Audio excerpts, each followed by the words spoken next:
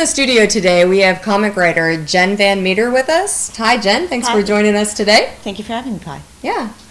So when did you get your start in comics? Well, I was in graduate school in 1997 and had been planning on a career maybe as a prose fiction writer alongside me teaching.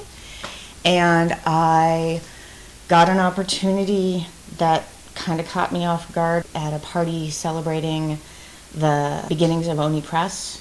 I got an opportunity to pitch a short story for Dark Horse and pitched it, and they said yes, and I wrote it, and I thought, oh my God, this is what I want to do forever. And so I had the good fortune then that a lot of writers don't get starting out, where very early I had a thing that had been published that I could show to other editors and say, I would love more work. And so then it just became sort of a process of pitching and working and trying to get jobs. And Oni Press here in Portland gave me the opportunity to do a one-shot for them that was a tie-in for the Blair Witch Project. And they knew that I had done a lot of work with folklore studies, so they thought I would be good for the gig.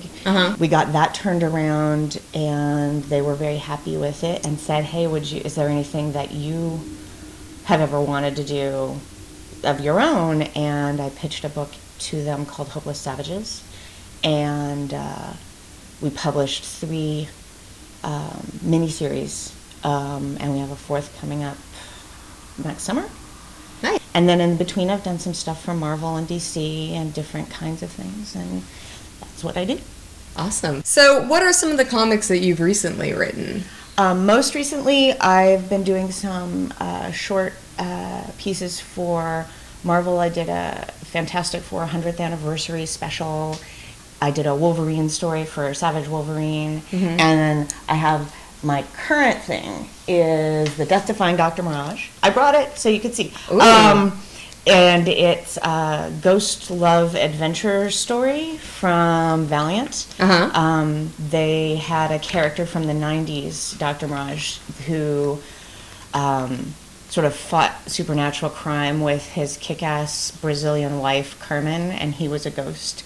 And they had rebooted the idea of the character as a woman named Shan Fong who talked to ghosts and had not really used her very much. And then they approached me and said, hey, what would you do with a series that maybe brought her back around to some of the vibe of that original story? So this is basically an Orpheus myth about her going to find her dead husband. Wow.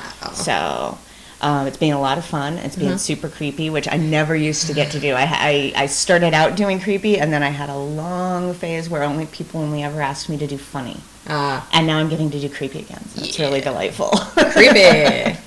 Awesome. That sounds really great. Very exciting. So tell us about your writing process and how you balance your work and your life. Oh, gosh. Well, so my husband is Greg Rucka, and he's also a comic book writer.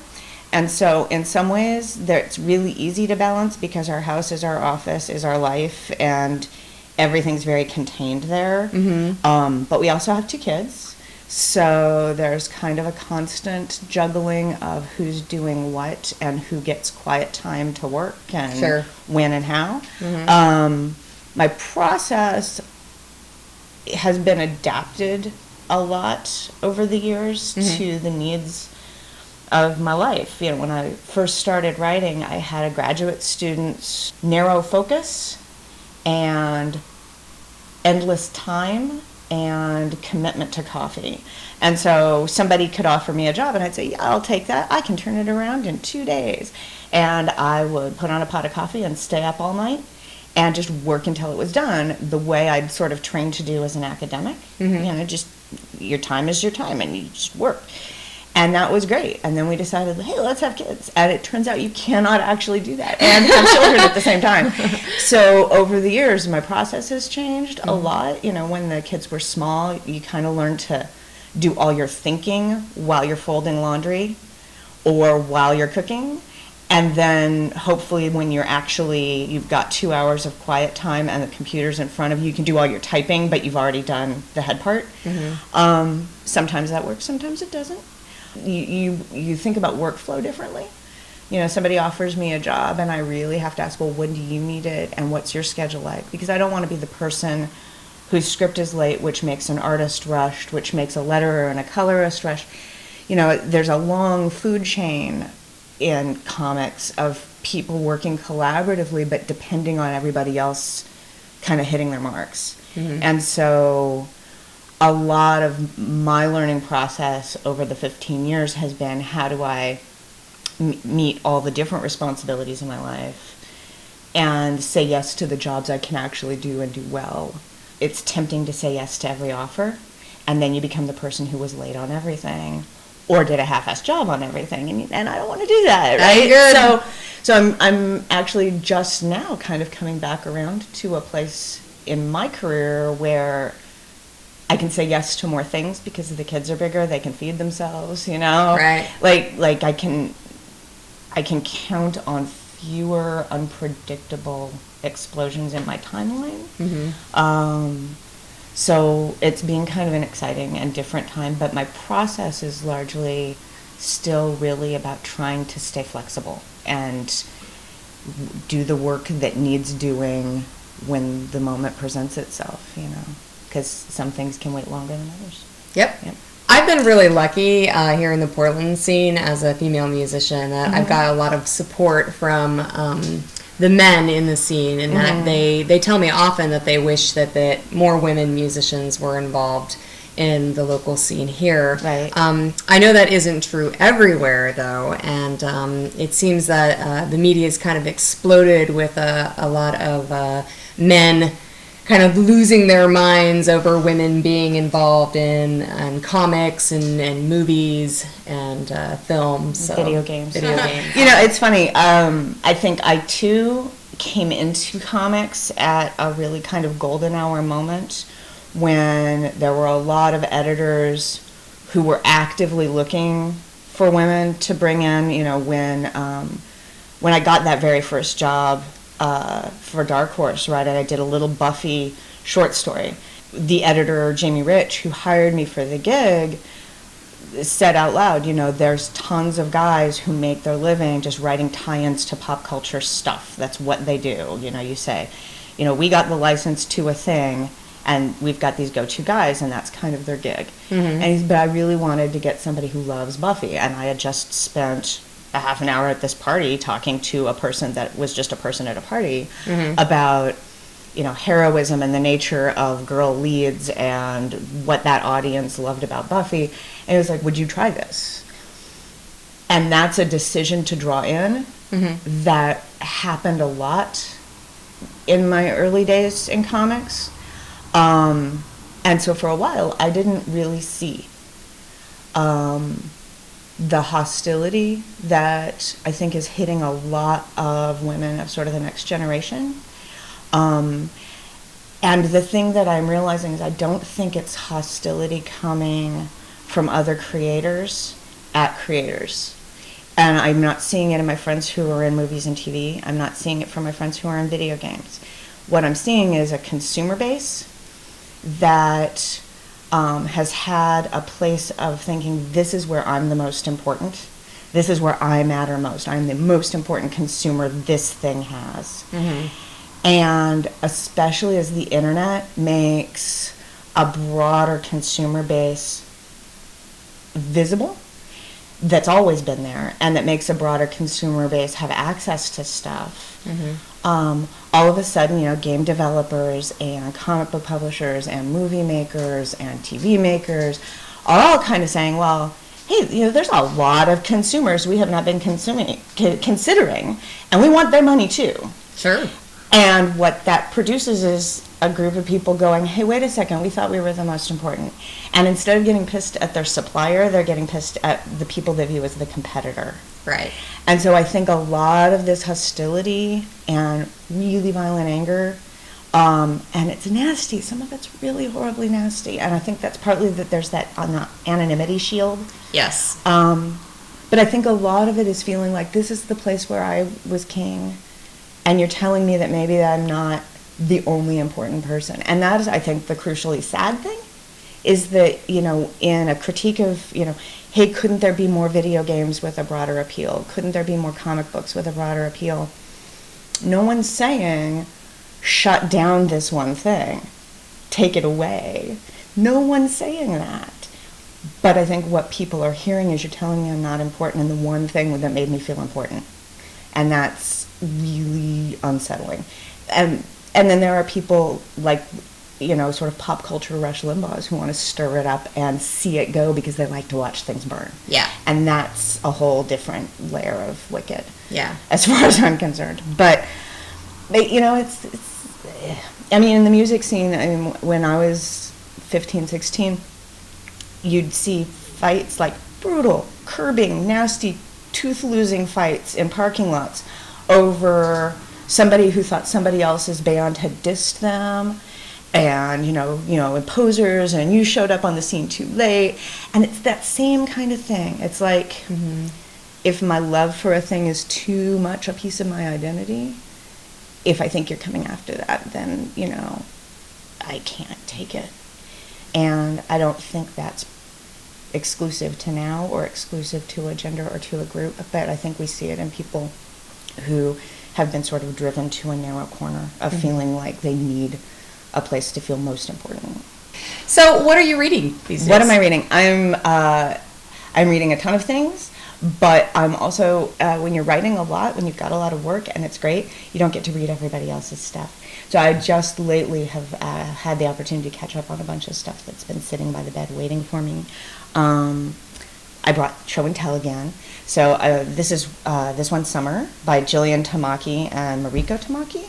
And it's basically a coming-of-age story about two young women and their history of summer adventures, and the summer when everything starts to come unglued because the adults are cheating on one another, and there's all this stuff going on in the community where the beach house is, and things are falling apart for them in a very real and kind of raw way for adolescence.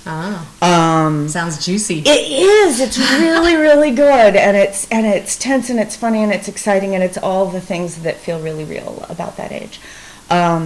On digital, I just caught up on The Wicked and the Divine by Kieran Gillen and Jamie McKelvey, which is not quite a follow-up, but loosely tied to their book Phonogram, which is this sort of glossy new wave punk rock awesome comic.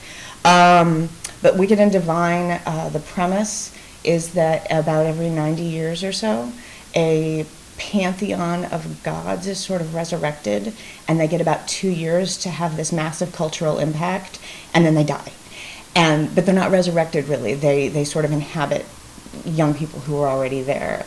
And so you meet essentially these 20-year-olds who one day basically got told, you're going to be a rock star. You got 2 years.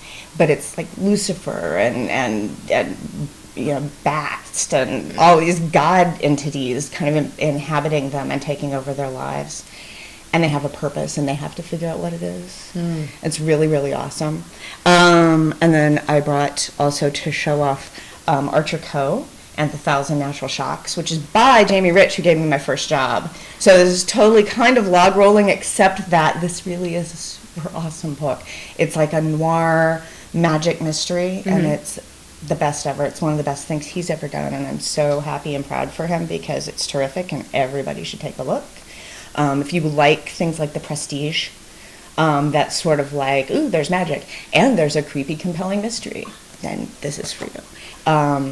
Faith Erin Hicks's Friends with Boys, which is just a terrific, terrific young adult adventure, young girl who's trying to figure out her relationship with her older brothers, basically, and the ghost that maybe is the mother figure in their family that is kind of messing up her life, and how to make friends and all of those things.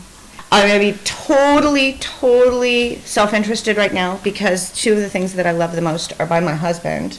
This is Lazarus, and this is Stumptown, which is set here in Portland, and the third volume has crime taking place in the Timbers Army, and Lazarus, which is a sort of dystopian future adventure of the woman who is the protector for her family in a world where everything is sort of ruled by 14 or 16 families, and everybody else is pretty much a serf or what they call waste. And very early on in her story, she finds out that her family and her role in it is not everything it seems. So it's kind of her discovery narrative. It's awesome. And I root for those things partly because when you live with someone, you see how much they put into it. And I can't help but be super proud of some of the best stuff he's ever done. Two other local people that I like to recommend are Kelly Sue DeConnick, who's doing Pretty Deadly, which is an awesome, spooky cowboy story, kind of. Old West, occulty, crazy, and awesome. Some of her best stuff. And everybody's heard of Sex Criminals, so it's not like the comics reading public needs to know, but the people who don't read comics should know this is one of the best things ever. It's advertised like it's dirty and naughty and scandalous, but it is one of the sweetest love stories you'll ever read. And then the last thing I brought to show you is The Inside People by Ray Fox, who's up in Canada. And he is doing some of the most interesting things I've ever seen in terms of what you can do with a comics page. He wrote a book called One Soul, where you essentially tracked 18 reincarnations of the same spirit through the book, and you did it panel by panel. He did this grid structure so that you could read it in like 15 directions. And it was incredibly complicated and beautiful and strange and like nothing I'd ever seen. And now he's done The Inside People, which uses a similar approach. But as you read it, you know, you don't necessarily know which person you're reading about as you go. And the puzzle of figuring it out and interpreting what he's doing is really remarkable. But yeah, I think he's just doing some interesting exploration of what you can do on a comics page that you can't do anywhere else. So those are all the things I've been reading. Thank you for being on the show today. We really appreciate you coming in. Thank you. Yeah.